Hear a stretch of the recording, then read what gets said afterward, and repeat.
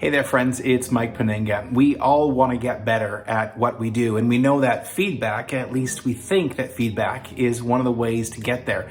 I was reading an article today by Dan Pink, who is an author that I love, and he said, stop asking for feedback and start asking for advice. Such a good point. And it reminded me of a point in my life when I was asking for feedback in a way that actually fundamentally was changing who I was. Here's the situation. Years ago, as a pastor, I would preach very consistently, and I wanted to get better as a communicator. So every time I preached, I would print off 5 sermon evaluation forms and hand them to people I trust in the church. And then afterwards, I'd collect them, and then I would do it again the next time I preached, the next time I preached.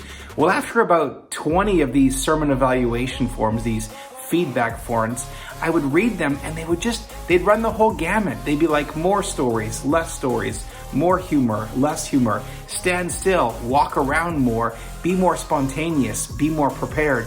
And what I was finding is that I was losing my own voice as I was listening to the voices of all of these people. So I'd be on stage preaching and I would think about these 20 different evaluation feedback forms, and I lost who Mike Penninga was.